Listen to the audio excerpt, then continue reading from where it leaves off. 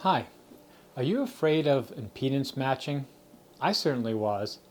And yeah, when I was on the audio science forums, guys like, you don't understand impedance matching, and that's why And I was like, I don't actually. I don't think it has anything to do with what I'm talking about, but yeah, I don't understand it. So, well, anyway, for the past few days, I've really been thinking hard about impedance matching.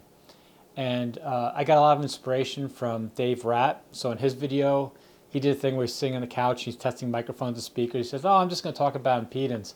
And so, he just talked about impedance. He just, rapped on impedance essentially for a while. And what I liked about it is he was basically saying, "I'm not telling you what it is, just sort of what I think it is." I sort of think of it in these different ways. And then there's another video, Dave Alder, sorry, who of Alder Audio, he makes microphones. He did a video too where he tries to explain it.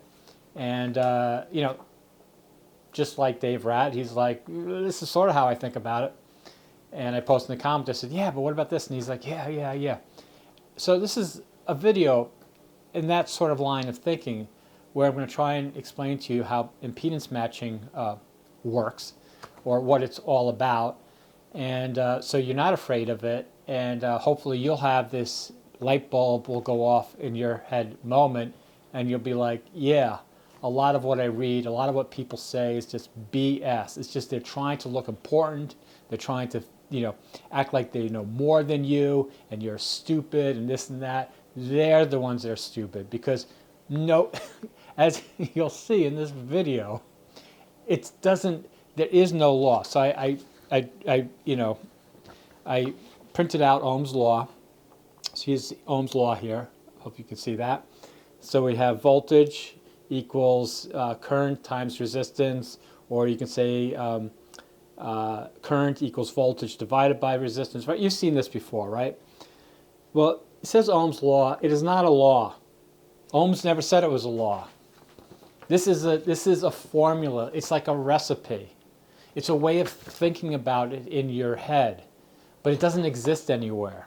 It's just a way of thinking about it, which is why if you watch impedance videos from people that are into this stuff, like really into it, not like trying to make you look dumb or make them look smart, like they're really truly into it, they recognize that, and that's why they have difficulty. That's why I'm going to have difficulty explaining it here, because it is never easy for anyone.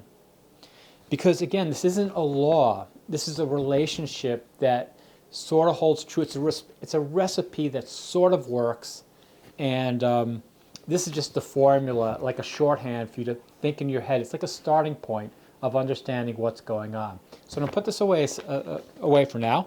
So I'm not afraid of any of these questions. But when we come back to it, after I go through this stuff, I believe you'll look at it like, it's nothing to be afraid of. It's stupid. I mean, that's the irony of all this, is that once you understand it, you're like, this is the stupidest thing in the world. I mean, it doesn't mean anything. It doesn't mean anything. It's not really what's important. So, okay, on to the second part. Oh, by the way, links to David Ratt and Dave Alder's videos will be in the description, and any other interesting stuff I find. Okay, so the first thing to understand about impedance matching is you do it every day and you don't know it. So when they're all talking about impedance matching, this and that, and you're like, oh, what do they mean? I mean, you do it every day. In fact, what's difficult about understanding what they're talking about is not actually the problem of impedance matching. It's the problem of amplification. But we'll get into that later. All right, so to understand how impedance matching works, first understand, I don't know which order to do this in. I was going to start with the coffee maker. I should start with the coffee maker, but whatever. The first thing to understand about impedance matching is first, impedance, right, means to impede, right? It means like to sort of block. But what they don't point out is that that's actually the important part, is you want to block it out for a reason. And the resistance part of Ohm's law actually, I mean, we'll get to it later, but it sort of means nothing. I mean, it's the good part, but it's a weird good part. We'll get into that later. Anyway, I just want to point out that your ear is an impedance matching device. That's right. It's right in your head. You do it every day. If you're listening to this, you are doing impedance matching. And the way it's working is that my sound is coming through, is going into this mic right here, right? But let's just say that you were there. So you're there, I'm talking to you. My sound is coming, right? Your ear is a little bit bigger to try and capture the noise. And then when it goes through your ear canal, it hits this, what's a tympanic membrane, or tympanic, however you pronounce it. It hits a membrane. Let's say the membrane is big as a $50. Do they have $50 coins anymore? It's as big as this, right? So it's as big as this. And then the sound vibrates this membrane. It's a larger membrane, right? So it's larger because it's trying to catch more of those air molecule pressures, right?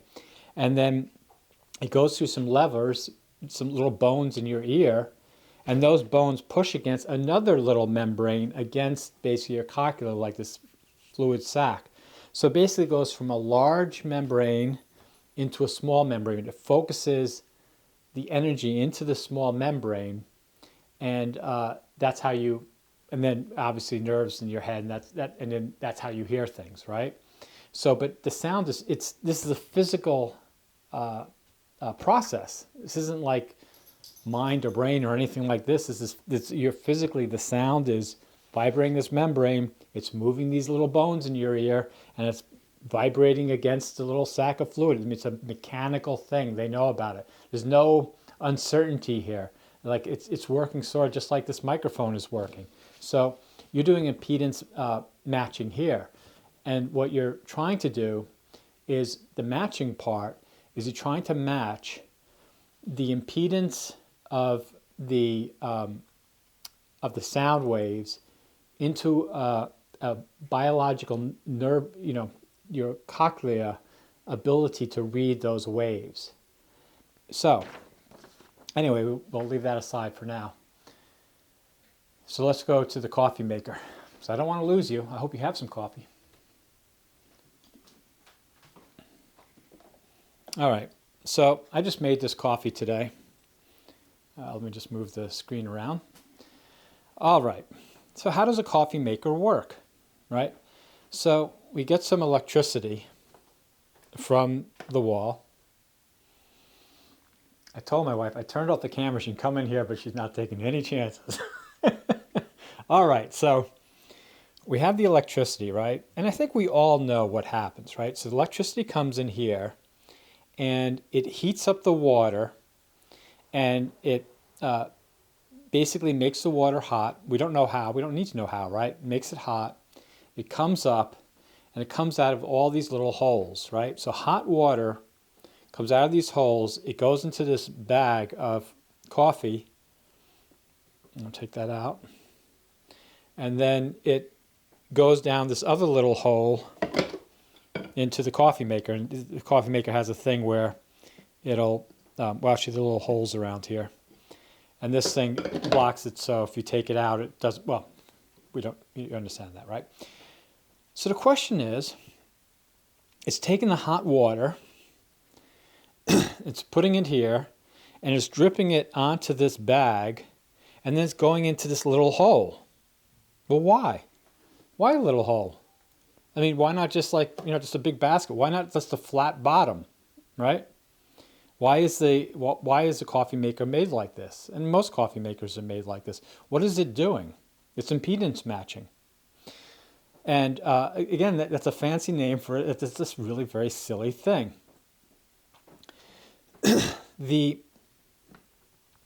Let's go back to the chart. And again, don't be afraid of this chart. Forget the law part. It's not a law. Voltage equals current times resistance, right? Okay. So what's coming through this wire? I'm just going to put the phone down. I'm going to put the camera down so I can properly get going about the wire. Where's another? I'm just going to go get. I'm going to get another impedance matching device. Just about everything you use is an impedance matching device because it has this cord on it. All right. So when we plug this cord into the wall, what is coming out? Right? And the answer is, we don't really know. I mean, we know that the point of this, why it's not a law, is we don't really know what is coming out of the wall. And when you understand that, it's, in a sense, yeah, it's uncomfortable. It's anxiety producing because, like, how can I work with something I don't understand? And that's sort of why this Ohm's law is very difficult, because in order really to work with it and be comfortable with it, you have to accept a certain amount of anxiety and uncertainty about how things are working, because it just isn't there. And I'll explain to you why it's so difficult. In a perfect world, okay, you would plug this in and you would get a bunch of electrons and they would go do whatever you want them to do, right? So the electrons would go into the coffee maker, it would heat up the coffee, and you could just basically set the electrons to make it however hot you want, and then it would pour the hot water onto the coffee grinds, right? And whatever, that whole process. In fact, I still haven't explained how that's an impedance matching device. But we need to go back to we need to start with the electricity that's going into the boil the water, right? So the electrons that go to boil the water, right? I mean, it's a current, if you imagine it. And let me back up again. What is an electron? And I know you think that I'm going in all these tangents. And again, this is why these videos are hard for anybody. But you really can't think about this without thinking about all these tangents. You can't understand it without thinking about all these things together that don't add up. You can obviously narrow it all down to an equation and go around and say, this is the equation, this is how much power, this is how much voltage and current, whatever, and you got to do this. Yeah, you can do that. You can forget all this stuff exists and just go to your equations and tell everybody this is how it works, and it'll probably work fine. But as you'll see, and I need to get into this, I should have gotten into this with the coffee, the goal you have to keep in mind through all this video, I'm sorry I've gotten to this so late, is the purpose here is to make some good coffee. And this is why I love Dave Ratt's videos, because he doesn't lose sight of that. The purpose is not to get some formula right, not to prove how impedance matching works. It's to get a good cup of coffee. That's the goal. So if you want to get a good cup of coffee, you need to sort of understand how all this works. And because who really knows what a good cup of coffee is? And you sort of have to experiment, and these rules will never actually work. There's no Ohm's law for coffee making that says you follow this law, Ohm's law plus the coffee making voltage, whatever, you're going to get a perfect cup of coffee. Because that doesn't exist, you just have to make it up yourself. You have to feel your way yourself. And Ohm's law is just one of these sort of like recipes or formulas that can help you. But it doesn't make a good cup of coffee. There's no formula for a good cup of coffee, no formula for good music or good audio recording or anything like that. There just isn't. But that's where we want to go. So everything I'm talking about here is about getting there. So the question is, if you want to get a good cup of coffee, and we don't have known facts, known certainties on how to get it, then you're going to have to accept that to get there, we're going to have to deal with some things that are not known for sure. They just aren't. But we do have some tricks, we do have some understandings, thanks to Ohm's and Maxwell and others, that can help us get there. But ultimately, getting there, at the end of the day, we're on our own. Anyway, okay. Getting the proper coffee, the proper audio, that's our goal. Let's not lose sight of this. Because without it, impedance matching doesn't mean anything. If we didn't care about a good cup of coffee, right, we wouldn't have the coffee maker designed in this way with the holes up here and the little hole down here and this little triangle thing here, and whatever the little computer is on the temperature. We wouldn't have any of that, right? We would just have boil some water. Who cares? Put a hose, put it in the coffee, and just drip it into put it into the container. We don't care, right? It's none of that matter. Okay. Back to my little wire. This wire goes into the coffee maker, it goes into this little vacuum, but it's all the same thing. as I said, when the current comes out of the wall and goes and heats the coffee, how does it do it? Right? I mean, so it's like a current, like an analogy that we use is often used in impedance is water, right? So like the current is a stream, right? And a dam would be the pressure. Well, forget the dam for a second. So the water comes, like how does the water like heat up? How does the current, right? The electricity, the electrons, how do they heat up the water, right? I mean, think about it. Like, how does even a stream or a river, like, how does it generate electricity? How does that current generate electricity, right? Well, we all know it does it because it has like some power. It has some pressure, okay? So we would say, and in electricity, that pressure is called volts. So we would say, okay, well, it's the pressure that creates that heats the water, right? It's the voltage pressure that heats the water. So okay, it's the pressure. And how does the pressure do it? Well, it does it through an electron. But I thought the electron was a current. I thought it just flows. Yeah, no, it's the pressure. Okay, so why does it need to flow? I mean, I don't get it. I mean, it has pressure and it flows at the same time? Like, how does it do that? And it doesn't. That's why, oops, that's why this isn't a law. It's a mental construct in our head. Pressure, talking about the water example here, the pressure of this water to go into here and its flow, its current, they both exist at the same time. It all just depends on how you're going to look at it. So you can't separate them. And you can't say, and this is what I post on Dave, oh God, I'm blanking. I keep blanking. It's not Dave Rat, the other one. Anyway, the microphone guy, I was like, yeah, but I think of it in current. Because he was saying, what happens is when you have a current coming into the analog to digital converter, it's reading the voltage.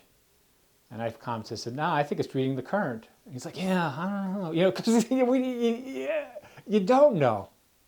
And that's sort of like the difference you'll see with people that say they know everything is that they'll say, no, it's a voltage, it's a voltage. Or they'll say, no, it's not one thing, or it's not one thing.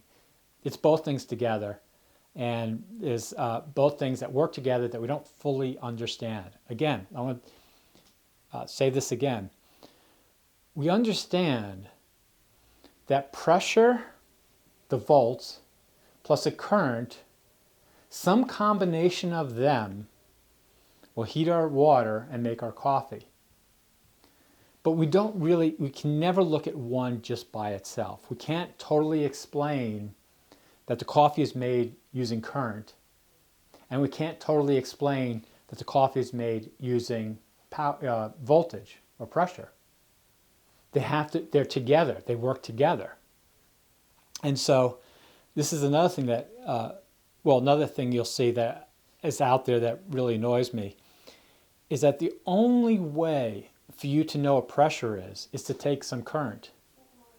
So when you measure the voltage with a voltmeter or something like that, it is drawing some current. It is impossible to measure the voltage without taking current, without some current.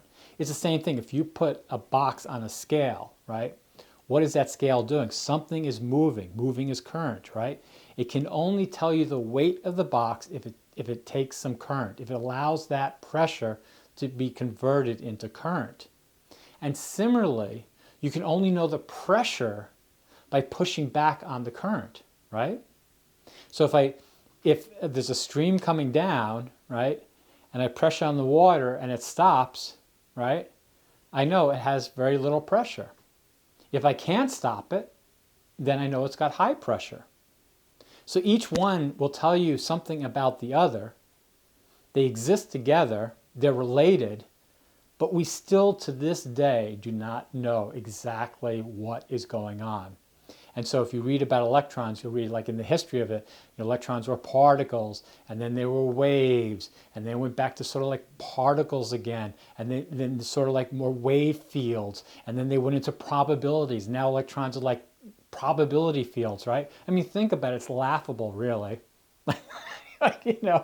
And they're changing the definition, not because they're knowing any more about them, just because actually they know less. Think about it.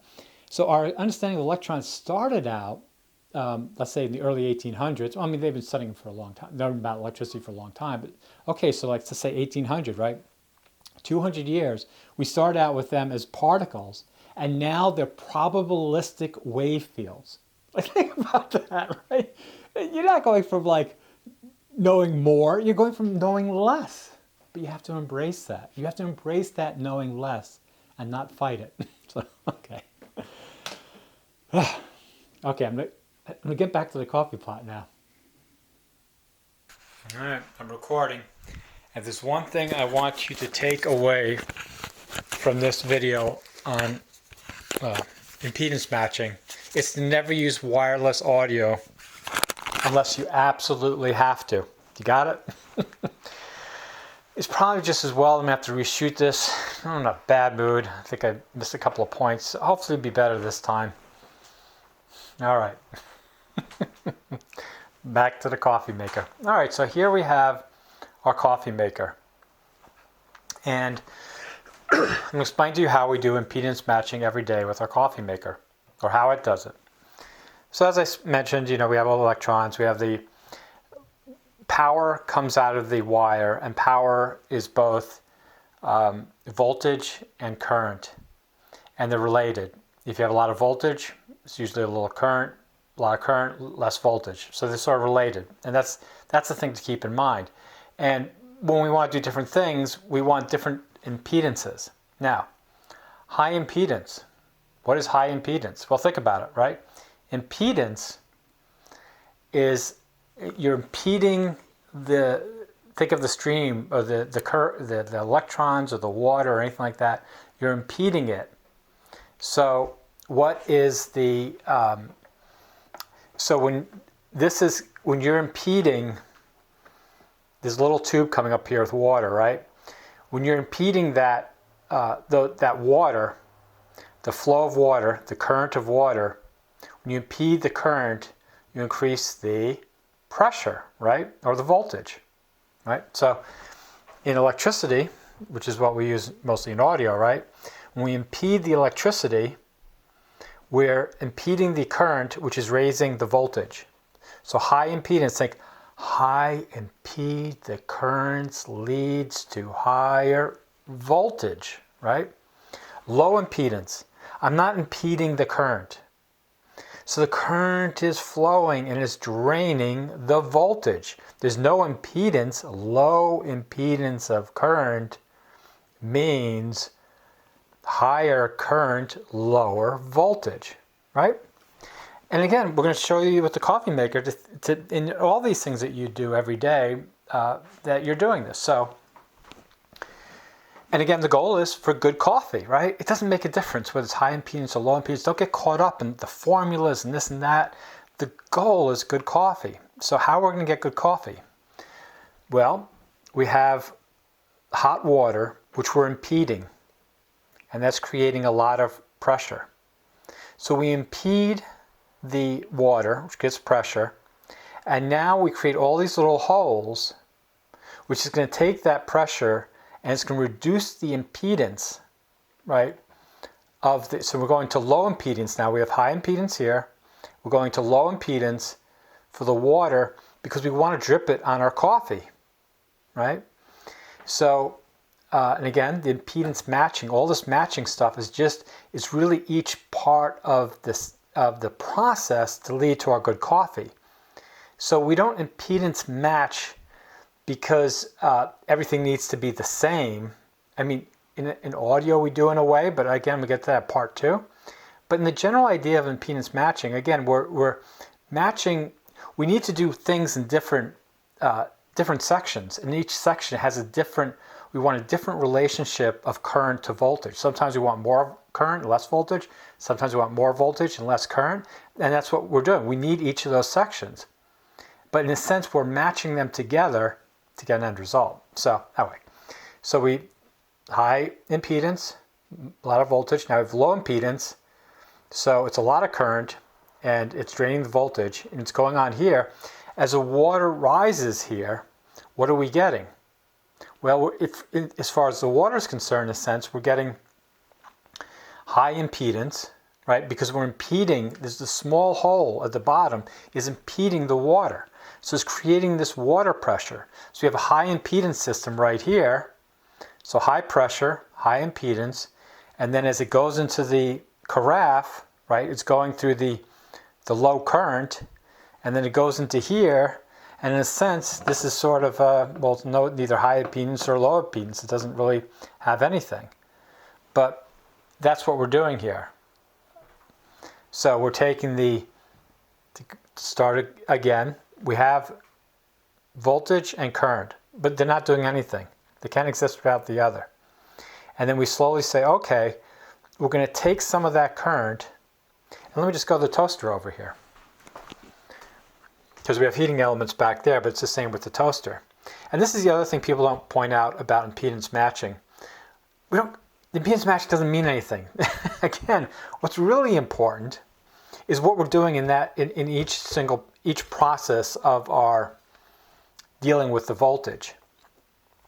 So here we have the electricity, right? We have the voltage and we have current that's coming in here, but it's neither one or the other until we decide how we want to do, right? So right now, the impedance is full, like it's totally, the switch is off, so there's no pressure, there's no current really, it actually, nothing's happening. We're in nothing's, anyway, okay. So now when we hit the toaster down, what we do is we switch this, we allow the current to flow, and the current flows through the nitron wire here.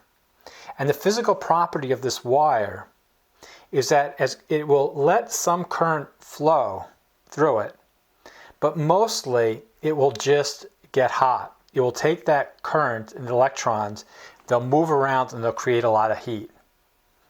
How that works, again, we know and we sort of don't know. And it creates the heat. The byproduct is heat from the current. And if we took all the pressure away, if we made this 1 volt, right, it wouldn't probably heat the toast because there's not enough pressure to excite these electrons, right? So the toaster is really more dependent on high pressure or high voltage than it is on current. Yet, so again, it needs a lot of current to generate that heat, which is what we're really interested in. So back to our coffee maker. Goes in here. There's probably like nitron wires type things in here. We convert it to heat, and then there's a little pump that pushes up the water, right?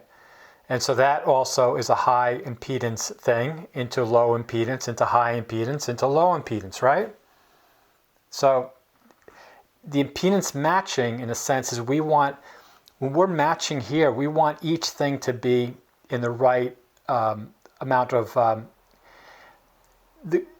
in electricity, like in power generation, we're getting power from the power lines out here.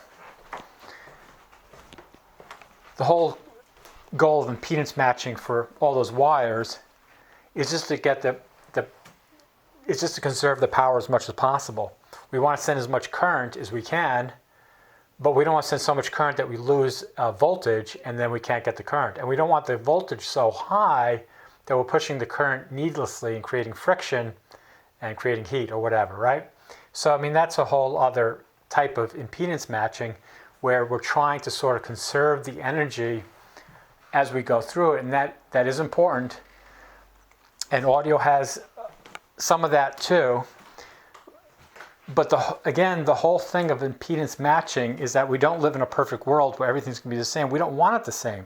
We want to be able to break up parts and say, okay, we need some high impedance here to get the water flowing here in low impedance, and then we need some high impedance here, and we're going to make the cup the exact whatever depth or whatever to create the amount of pressure that we want to make the coffee flow. Remember, like the design of this cup, we can make this anything we want, or the engineers could have made this anything they want. They chose this, they studied, they tested. There's no formula that says this is a perfect cup, angle of attack or whatever. It's just trial and error. Knowing that there are these relationships, knowing there's a relationship with water flow. Same thing with these spouts, right? Maybe they did these, they did this guess, maybe they did a formula, who knows, whatever. But we do know that there is a relationship to the flow of water and the pressure that we're going to have in this cup. And we want them to work together to get a good cup of coffee. Well, I'm out walking and I figured I might as well, maybe I'll add this to the end of the video. I was going to do a part 2 about impedance matching with microphones, but I'll talk a little bit about it here. I was just out, I bought this book. This is Electronics Basic AC Principles. And they don't have a lot about impedance matching here. And the reason is because they're talking more about power lines and not talking about audio. And this is one of the hard things about it, is that when you're talking about impedance or electricity in general, there are many different ways we use it. We use it as power. We use it just to do a signal. So in audio, generally, once we have a amplified signal, we don't care about the power. We're just measuring the variations in the current or the voltage, and from that we're deriving a signal. So anyway, not a lot about in this, but still a lot of stuff in here, like about capacitors, reactance. Anyway, skip that for later. And I'm going to explain to you my understanding of at this point in time. Again, everything is always provisional. My understanding of how microphones work, and how, the more I try and think about it, how impedance matching is working. And it's sort of like one of the fun things I love about this stuff is that you can just sit down and think about it. Like you can think about all the different things and how they might fit together. You can do a bunch of theoretical work in your head to figure stuff out. And it's such a great experience, as Aristotle and Plato pointed out, to get this, to feel like you learned something, right? You're just sitting there thinking this stuff and you figure something out. Like nothing. You didn't need a book, you didn't need equipment, you didn't need anything. You're just out by yourself. You did it with nothing, just air in my brain. But only air in my brain. Okay. So a microphone, when I speak into a microphone, a dynamic microphone, right? Again, we know my voice is hitting a membrane, diaphragm, and it's in, there's a magnet within these coils, and as the diaphragm pushes this magnet back and forth, it generates an alternating current that's going back and forth of electrons. And if you mirror that, those vibrations of those electrons moving back and forth, you hear sound. So as you, just in case you didn't know, you can take two microphones, put them together, speak in one, and the other microphone will act like a speaker. I mean, a very low speaker, obviously, because there's energy loss, but essentially that's how it works. So, and that's how the first microphones and speakers work. And what we also know is the voltage and current generated by a microphone, because it's just taking this sound pressure of the air, is very low, way below like 500 millivolts. So 500,000, maybe like a half a volt or whatever. And the current is not very strong. So, I mean, I don't know what the numbers are or anything like that, but the impedance is, we basically want almost no impedance in a way, because we only have a half a volt to work with at best. We're probably dealing with even like thousandths of a volt. And so it can't really do anything. There's not enough power to do anything, right? I mean, we've taken all the power, it's moved the magnet, and we just very little power in the scheme of things. When we're going to talk about electronics and our phones and stuff like that, it's very, very little power. So we have this stream of power, of current, right? Or voltage, again, however you want to look at it. Whatever, we have these electrons moving back and forth with my voice, and we want to save that information to a computer or to a magnetic tape or whatever. So it doesn't have the energy to do that.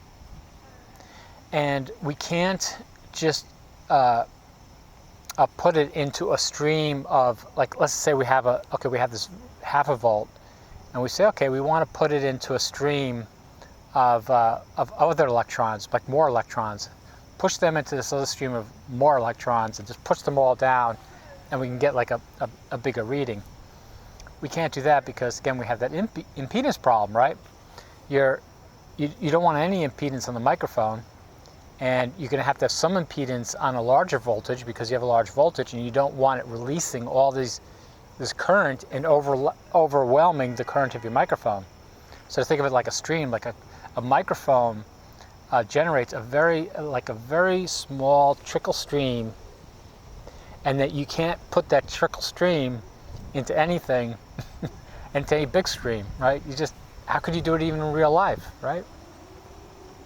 Well, we do have a trick to do it in life, but the trick has a huge cost.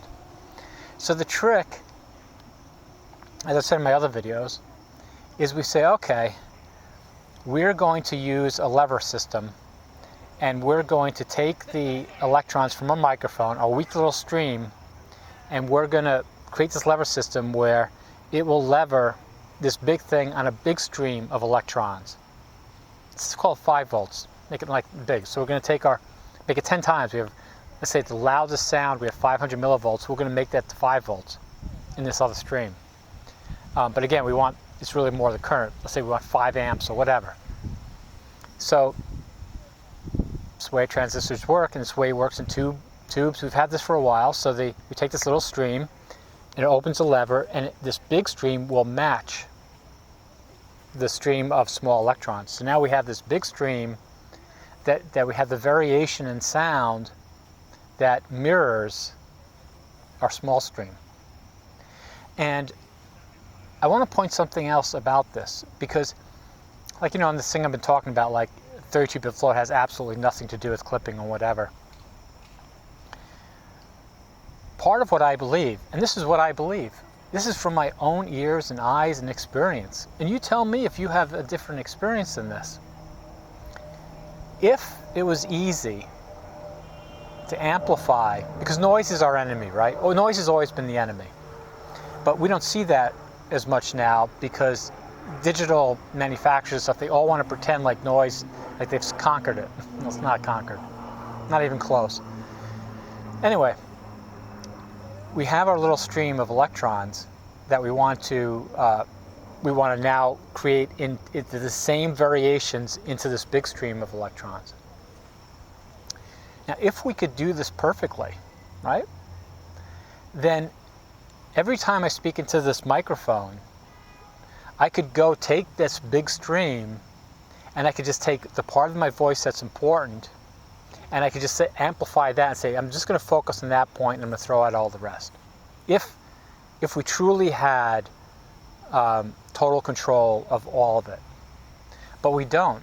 I mean, that's why we have gain controls in a sense. That's why it's important, like, how close you are to the microphone or what your gain is. Because the microphone has sort of like a sweet spot, like a tennis racket, where if you're speaking with the right amount of force, the right distance, the right whatever, you're going to get the most articulate recording of your audio stuff with no noise, right? Because all the variations in your voice will be front and center, and all the noise from the electronics or whatever, or here, it won't be there because you focused your area into the sweet spot. And the reason that I know it doesn't work very well, and the reason I know, well, one of the reasons I know that 32-bit float has nothing to do with clipping, is that we can't go back. Once we take that little stream of electrons and we put it through the preamp, and we make our usable stream of electrons and voltage, that is what it is. We can't go back and get detail from it. again. It's sort of like the RAW JPEG debate in photography. You can't go back to RAW from JPEG. You can't go back to 14-bit per pixels when you have 8 bits. You just can't. And it's the same thing in preamps for audio. So once you do your preamp, once you have do your preamp with your microphone, right, then you can take that current, and now actually impedance matching is not a big issue, right? Because if in the first amplification of the microphone, when you convert it to this large current, obviously just make it to as big current as you want. That, like I said, once you have a strong voltage, you can get the signal in the current. You don't have to worry about it. That's why you can plug, guitarists can plug their plug into all these things, because once the signal from their guitars is amplified to a certain level, the voltage is so strong that as it goes through each device, it doesn't really have to worry about noise, because it's only taking such a small part of the current to get the signal, because it has all that pressure. But you don't have that pressure with the original guitar current or the pressure with the microphone. So impedance matching in that area is important, because where your preamp is not connected to the microphone. I mean, really, in a sense, all microphones should have built-in preamps. So like Zoom, when they come out, Tascam, whatever, the pocket thing, I think it's Zoom, like they don't have any gain on their microphone for their portable thing. Because really, actually, every microphone should have its own amplifier, preamp, optimized for that microphone. And then that's what you use in your system. And again, like USB mics, it is that way, right, to a certain extent. I mean, some of them have gain, whatever. So that's why impedance matching becomes important, because you don't know what resistance or electron strength, voltage strength, whatever is going to come from any microphone you plug in. So you will need to make sure that the impedance is matched in certain cases for different types of microphones. Okay, so I've spoke for 12 minutes. I'm a little bit hazy on that last stuff, but hopefully this gives you an idea of why I think that the main point I want to make about impedance matching when it comes to audio is it's all about conserving the signal. That's what it's about. Now, in power lines, impedance matching is about conserving the power of the electricity, the voltage and the current. And in your inside, you use your toaster, your coffee maker, that's what it's about. But in audio, it's about maintaining enough current so you have a good signal. And the root problem is that you're always starting from very weak sources with very little voltage strength. So you need to be very careful how you attach them to other devices, that they aren't swamped by the electrons or voltage or whatever, however you want to call it, of these other parts of these trains, that you don't put the little stream into this big stream where they get lost. That you can put it into a stream that you can measure it properly, and then even when you take the amplified signal, that signal, that you don't put that into a stream that it gets lost or can't push through. And if it can't push through, right, it loses its signal, what we're interested in with the audio. All right, we'll see if we include this, and have a good one.